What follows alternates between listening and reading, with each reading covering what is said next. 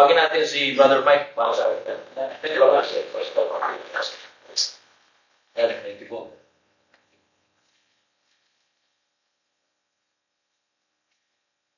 Alright, good morning sa ating lahat. Parang masarap mag-Tagalog, Pastor. Oo, magaling natin. Alright, ako po ay nalulugod na nakikita ko po ang bawat isa na nagpapatuloy. Amen. So, kagabi, si Pastor, may surpresa to eh. So, you have to prepare yourself kapag nandito si Pastor, bigla ka tatawagin niya para mag-testimony. Pastor, isalute that he continuously encouraging brethren, even in this hardest part of the world, Australia. Pero nandiyan nagpapatuloy. Amen. Tayo po ay tumayo at ating pag-aaral ngayon sa ating Sunday School about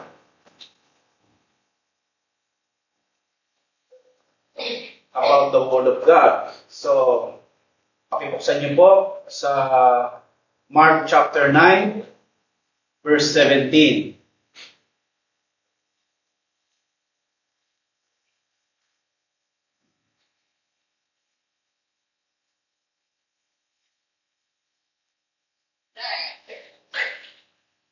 Amen. Mark chapter 9, verse 17.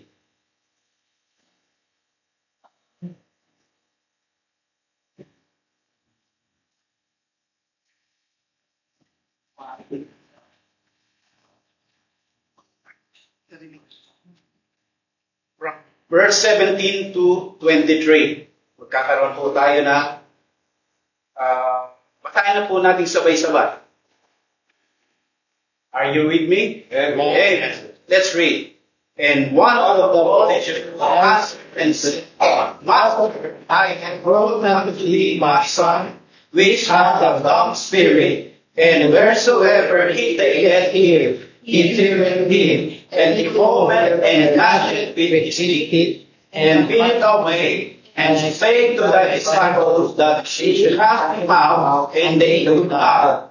He answered them and said, O faithless generation, how long shall I be with you? How long shall I suffer you? Bring him unto me. They brought him unto him, and when he saw him, straightway the spirit cleared him, and he fell on the ground and wallowed foaming. And he asked his father, how long as he arose, this came unto him, and said, O my child, and oftentimes he has cast him into the fire, and into the waters, and destroy him. But if thou canst do anything, have compassion on us, and help us. Yes. Jesus said unto him, if thou canst believe, all things are possible to him that believeth. Let's pray. Dakilang Diyos, makapangyarihan sa lahat. Kami po ay dumudulog sa oras na ito. Ikaw po magbigay sa amin ng kaunawaan, karunungan, at pusong matanggapin sa iyong salita. Ikaw po ang siyang magturo sa amin sa harap na ito. Ikaw po ang siyang magbigay sa amin ng pangunawa sa iyong salita. Amunin mo kami sa pag-aaral ng iyong salita ngayong Sunday School, Panginoon. Salamat po sa pribilehiyo na humarap sa mga tao mo, Panginoon. Ako ay isang sinabi sa Biblia na ang ating mga gawa ay isang maruming basahan. Ngunit dahil sa kapangyarihan mo, Panginoon, sa aming buhay, ay kami ay naging maayos sa iyong harapan. Salamat po, Panginoon. Ikaw po magpala at magbigay sa amin ng salita na aming pag-aaralan. Pagbalain mo po ang lahat ng ito, kami po'y patawarin sa lahat ng aming pagkakasala. Ito ang aming dalangin sa pangalan ni Jesus. Amen. So please be seated. Alright, so we are just going to continue about the possibilities, the possible things that God is really for us. Ito po ay continuation po sa aligned with our pastor's Sunday School. So the title of this our study for today is about faith breaks natural limitation.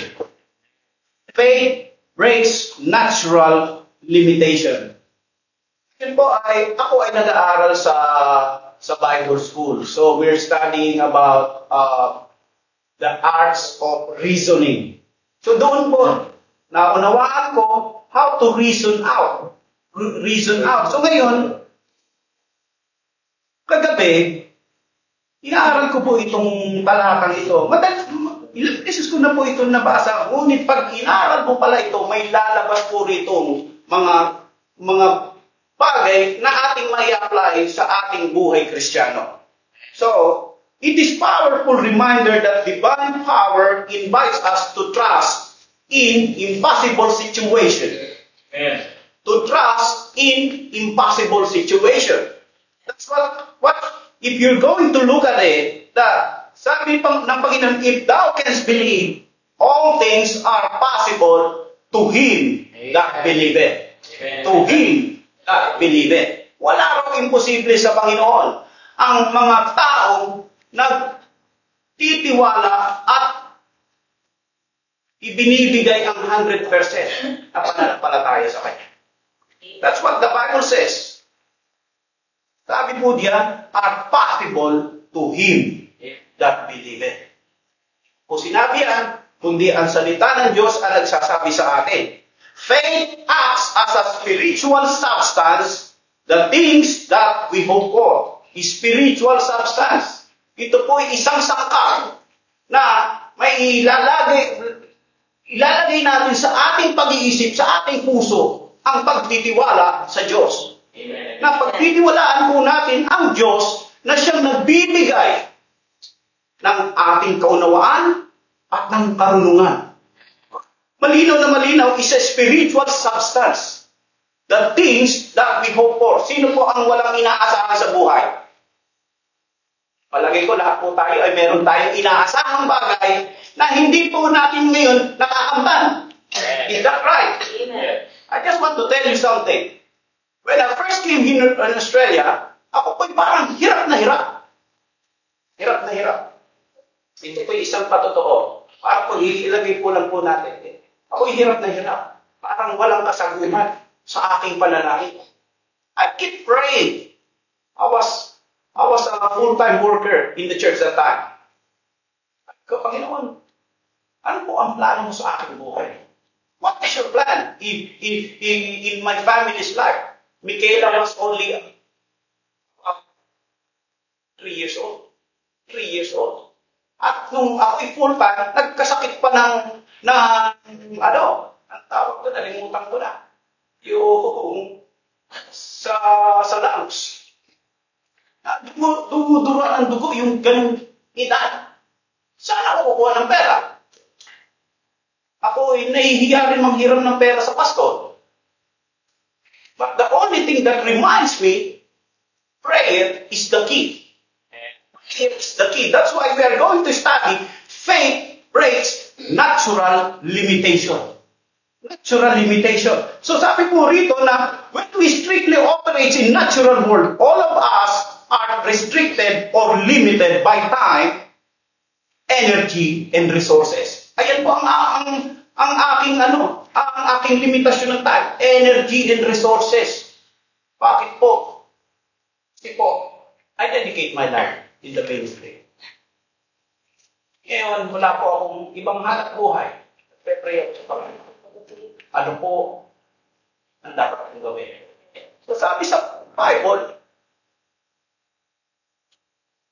if thou can believe, all things are possible to him that believeth. So let's align these studies, our Sunday school, with Pastor Daniel's teaching last week. So let's open our Bible in Matthew chapter 19 verse 26. So para makita po natin ang sinasabi po ng Biblia.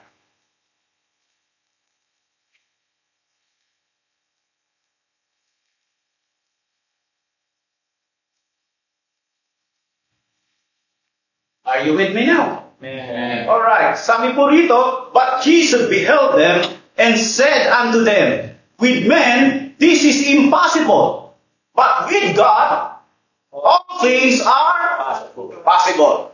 All things are possible. Minsan, dumarating sa ating buhay, mangyayari na ba sa atin ito? Mangyayari ba yung ating pinapanalangin? Because naturally, tayo ay may negative thought. Is that right? Ako, meron akong ganyan. But, the limitation of human perspective, our limitless God can produce from nothing to something.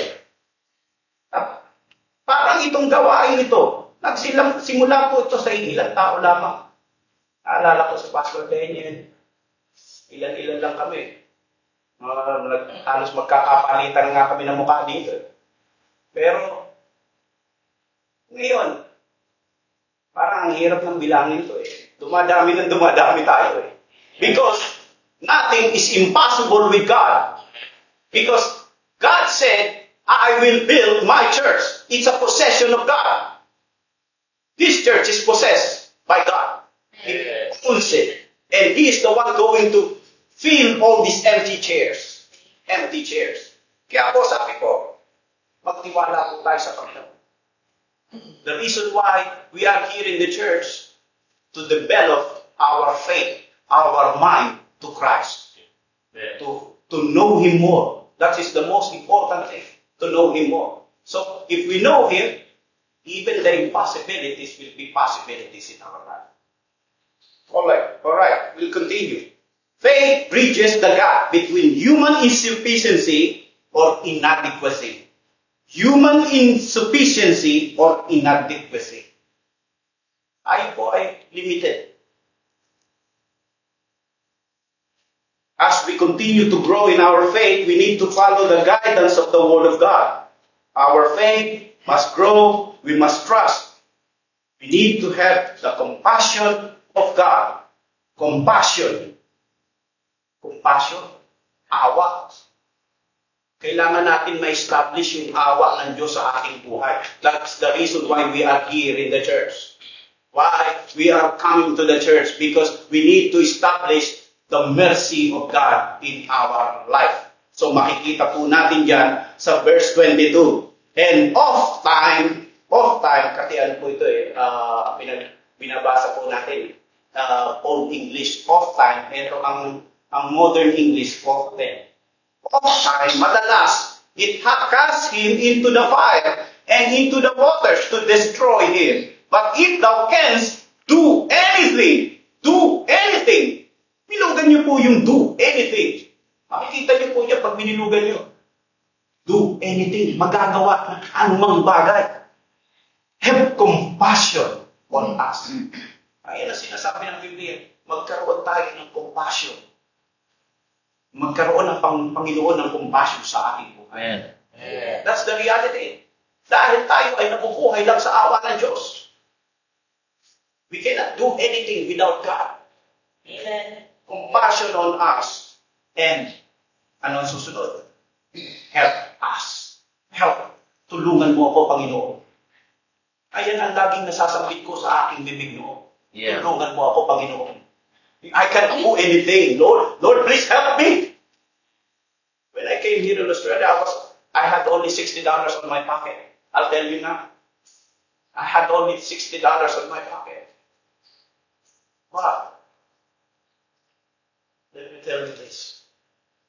The God that we are serving is a God of a limitless God. Amen. Limitless God. Ayan po ang sinasabi ng Panginoon. Our faith must grow. Must grow. That's right. We are not designed just to stay nothing, doing nothing. Ayan po. God designed us to grow, to multiply. Ayan po ang Bible sabi. So now, how faith overcomes natural boundaries? How faith?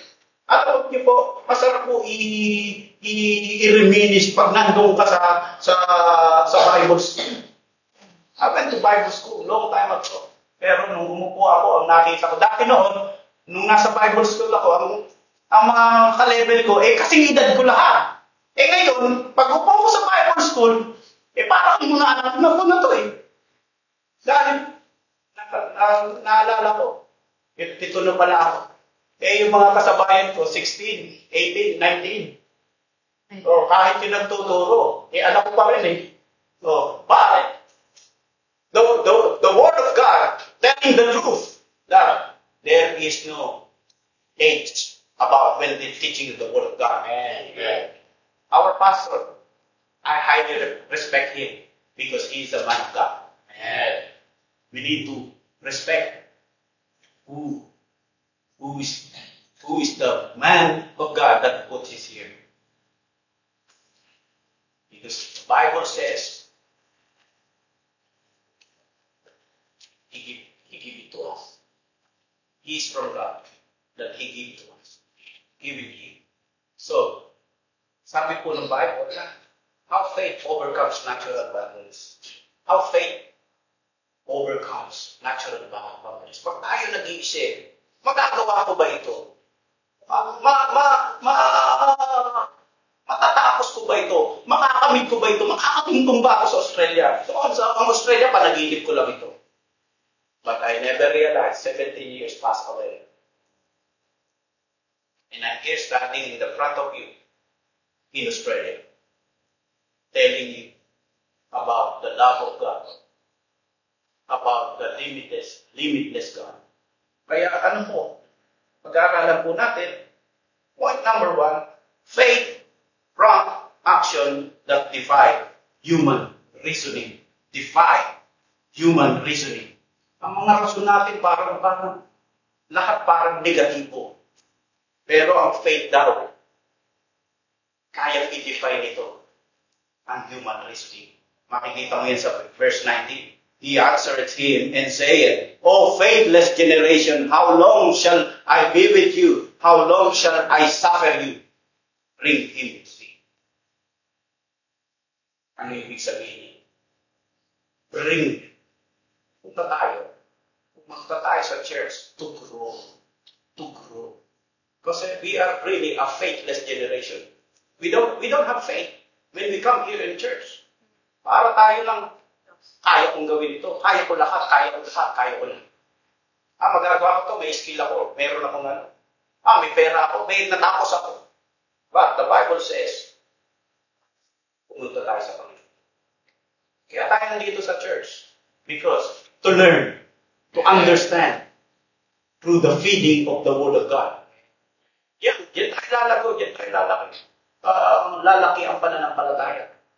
Because if we're going to continue to disregard the Word of God, we will not continue. Ayan ang po ang sinasabi. Come. Kaya po makikita niyo po, defy human reasoning. Minsan pag pumunta tayo, ako po ay isang seaman. Nasanay po ako ng rapsi. Maalon. Talagang kasi ang cross-Atlantic po yung dinadaanan namin. Then kasi yung Pacific Ocean tsaka yung Atlantic Ocean, pag nagsalutat yan, talaga naghahampasan yan. Iba ang current ng Pacific at iba ang current ng Atlantic. Yung barko gumaganyan. Makita natin si Peter, when he see Jesus walking on the water, sabi niya, bid me to come. So ano yung intellect doon? Ano yung wisdom doon? Nakikita niya ang Panginoon, naglalakad sa imposibleng bagay. Tayo, hindi natin kayang barataan ng ating katawan nga natin, lumulubog eh. How much more lumakad? Pero yun po ang nakikita, yung natural boundaries. Binibreak yan. True faith. Siya lang ang bukod tanging nilalang ng Diyos na nakalakad sa tubig. Naturally, makalakad tayo dito sa lupa. Pero maglakad ka sa tubig, it is very impossible. Ayun po, malinaw po sinasabi rito na si Pedro nakalakad sa tubig. So, it overcomes natural boundaries. Ang pananampalataya. Kaya, maging si Pedro, nanampalataya, nakalakad sa tubig. Number two, defies mental limitation. It shifts perspective from what is lacking to what divinely possible. Ulitin natin. Kaya yung sinasabi na, if thou canst believe, all things are possible to him that believeth. To him. Kung ikaw lang ay maniniwala. Kung tayo lang ay maniniwala. Because God can fill the gap in our life if we will believe. Kaya, mga kapatid, we need to study, to apply what we've learned in the church. Ano po ang ibig sabihin? Kailangan natin maisabuhay ang mga naituturo dito sa pulpitong ito upang pakinabangan po natin ang salita ng Diyos na ating narinig. Because that's what God wants to us to apply His Word in our life.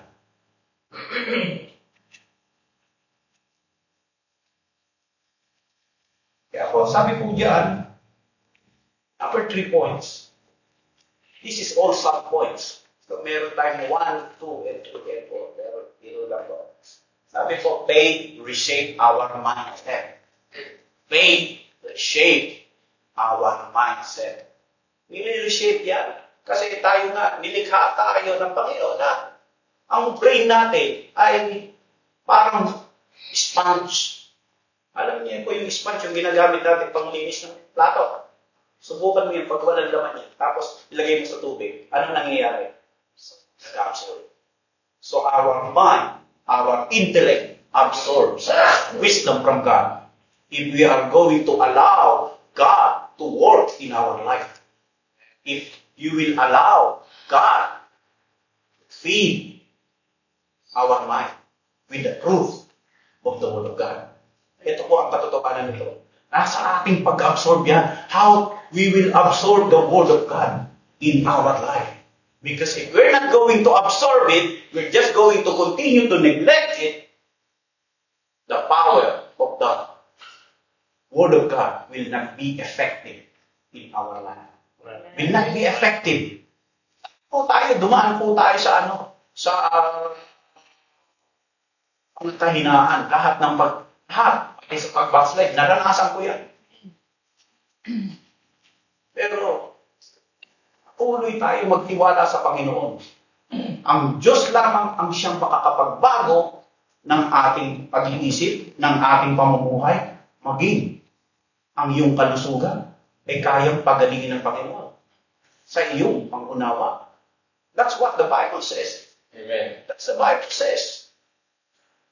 Kaya, sabi rito, our faith, our fear, our doubt, with confidence and clarity. Our faith, our fear, our doubt, with confidence and clarity. Magkakaroon ng katuparan yan.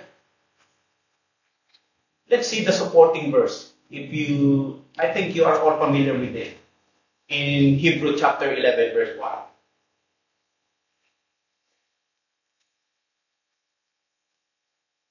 Abisado ko na po ito, pero buklatin po natin para alang-alang sa ating mga kapatiran. Amen? Hebrew chapter 11, verse 1. Basahin natin sabay-sabay. Ready? Read. Now faith is the substance of things hoped for, the evidence of things not seen. So, the evidence of things not seen. Hindi natin nakikita yung mga bagay na ating ipinananalangin kung mangyayari ba. Hindi natin nalalaman yan. But, because of faith, that is the substance of things that we hope. We hope for. So, yung fear, our doubt, will be changed by hope. Na meron Diyos na nasa taas, na sumasagot ng iyong panalangin. Yeah, that's the reality of the matter. Ang Diyos ang siyang sumasagot ng mga bagay na hindi natin Kaya mong isipin na mangyayari, pero ang Diyos na ating sinasampalatayan ay kayang gawin. Even then. And that's the reality. Sabi rito. Kaya, yung faith na yan, palaguin daw natin yan. How? Through faith, through hearing of the word of faith. Faith cometh through hearing and hearing of the word of God. Ayan po. Kailangan natin lumago doon sa mga bagay na yan. Kasi tayo bilang isang tao, marami tayo mga limitation, marami tayong mga kahinaan, marami tayong mga bagay na minsan mas malakas pa sa ating sarili. Pero kung ang faith daw ang mangunguna kesa sa emosyon, didiretso yan. Nabasa ko ito noon, kung alam niyo yung Radio Bible class na devotion, RBC, anong tawag nito? The Bread of Life, RBC. Nung araw may mga ganyan. Ang faith daw, illustrated as like a train. Ang faith, dapat daw ay nakaunahan. Yung ulo ng train, nandoon ang makina. Ang emotion daw ay dapat nasa ulian daw. Kaya pagka sumulong ang buhay natin, kailangan daw ang faith ang nauuna. Hindi ang emotion. Dahil ang emotion, madaya yan. Dahil pagka nakarinig tayo lahat ng mga negative, ay hindi na tayo papatuloy. Hindi na tayo lahat. Ano yan eh?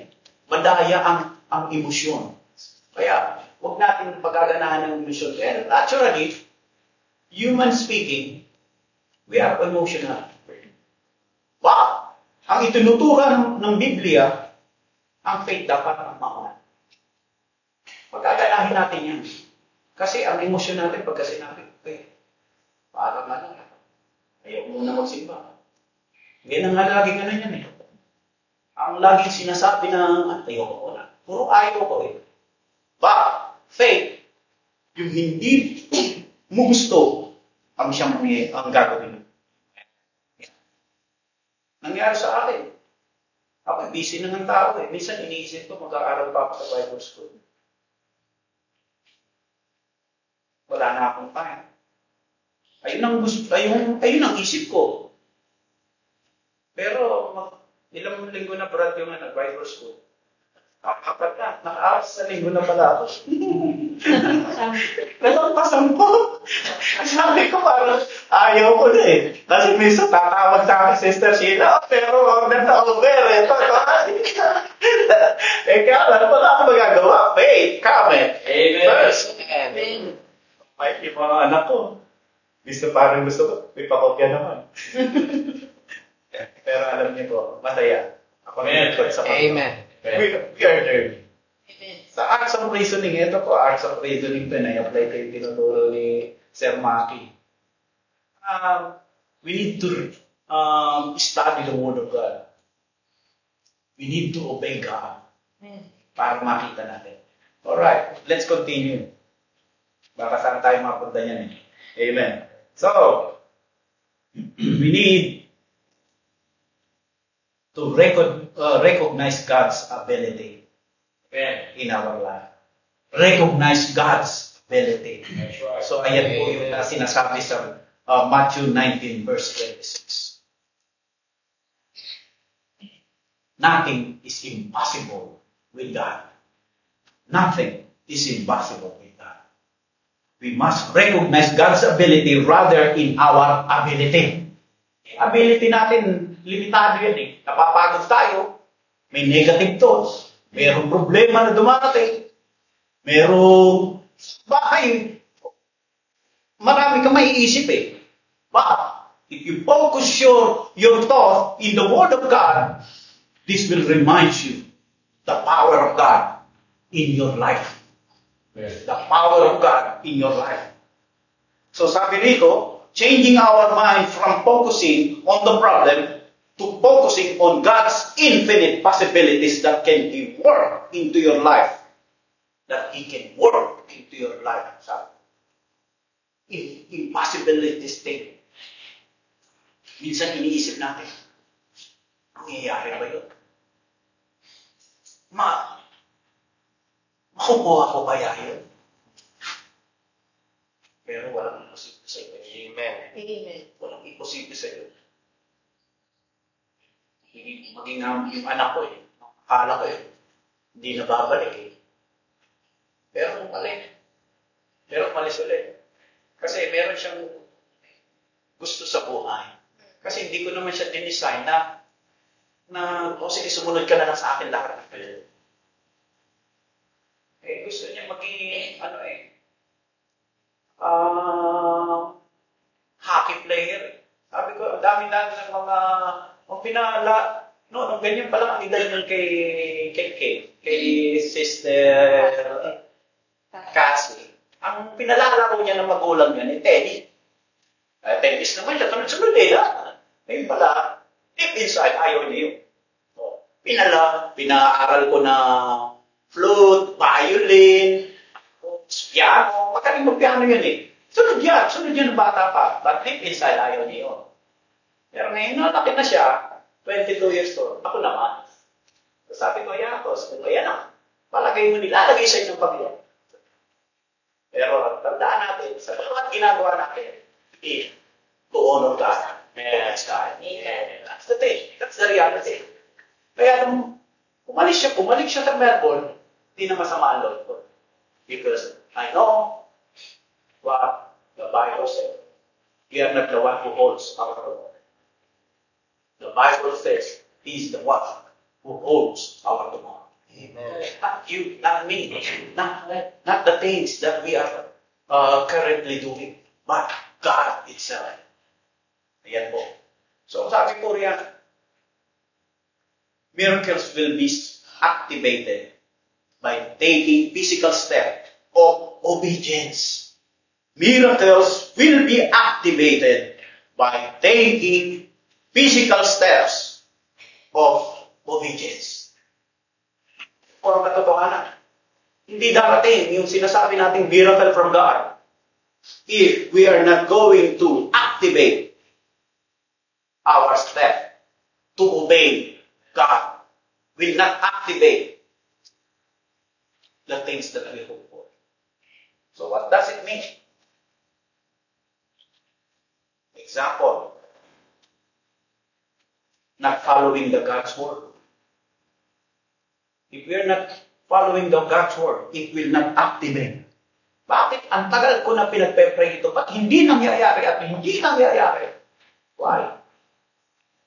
Maybe sometimes we need to search our heart.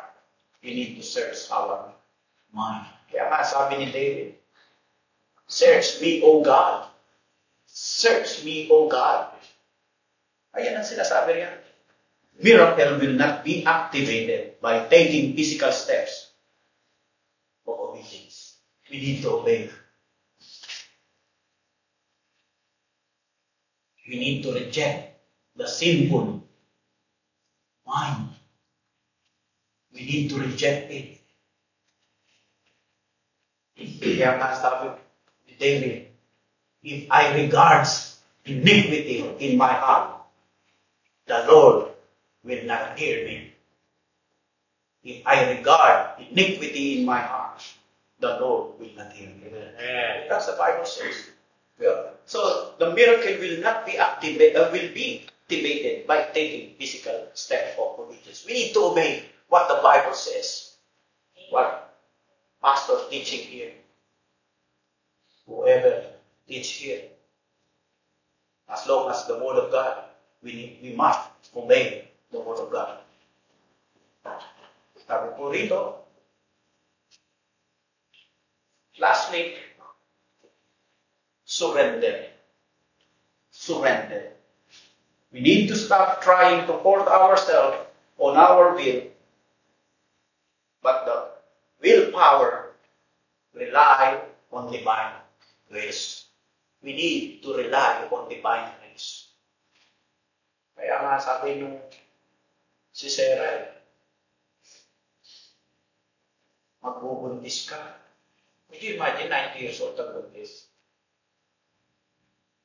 Is there anything too hard for the Lord? Could you imagine? Nothing is too hard for the Lord. So what we need to do? Surrender our own strength.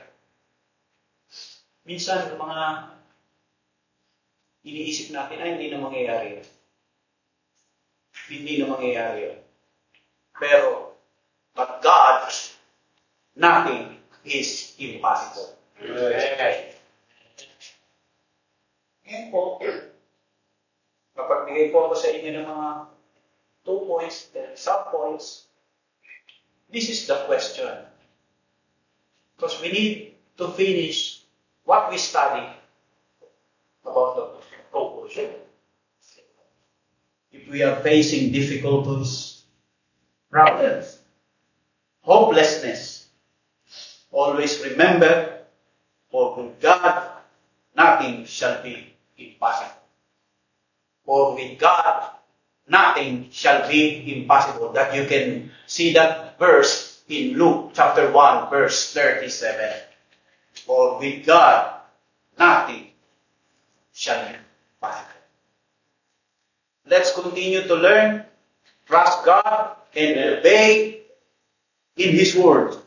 And leave all the consequences of obeying to Him. Kung may nandyan yung mga nangyayaring mga bagay na parang hindi mo maintindihan, that is the consequences of obeying God. Amen. Leave it to Him. Because we cannot do anything about it. But leave it to God. One day, you will see. He will fulfill His promises to you. Amen. And to this church. Amen. The pastor. What we need to do, continue to obey what God asks us to do. Dumating po tayo dito sa church na hindi magkakakilala. God is the one who put us here. And He will give the wisdom that in store for us while we are sitting on the chair na magigising ka na ng isang araw, Panginoon, maraming salamat. Amen. Maraming salamat po, binago niyo ako sa pamamagitan ng church na ito. Please continue to pray. That's the word of God. Let's pray. Most gracious Heavenly Father, thank you, O God, for this morning. Thank you for your word. Thank you for reminding us you are the God, the limitless God, that even our mind cannot reach that limitless because we are limited human beings. Thank you for today's message, O God. Help us that we will apply and grow in this church, O God. Help our pastor to continue, that you will give him more wisdom so he can feed your people, O God. Continue to bless this ministry, O God. We are like a filthy rags, but because of Jesus Christ died on the cross, we are here. We have same mind, same thought, same prayer, that we will obey you. Thank you for this day, O God, that our God can do something from out of nothing. Amen. Bless each everyone. Bless our worship service, O God. Bless the singing. Bless the testimony. Bless the giving. That we continue to honor you. Because we cannot praise you without acknowledging in our life. Thank you, O God. Bless us today. This is our prayer in Jesus' name. Amen. Amen. Thank you, Brother Mike. Palakpakan natin ang Panginoon. Amen. Alright, everybody stand up, please, and get your comments.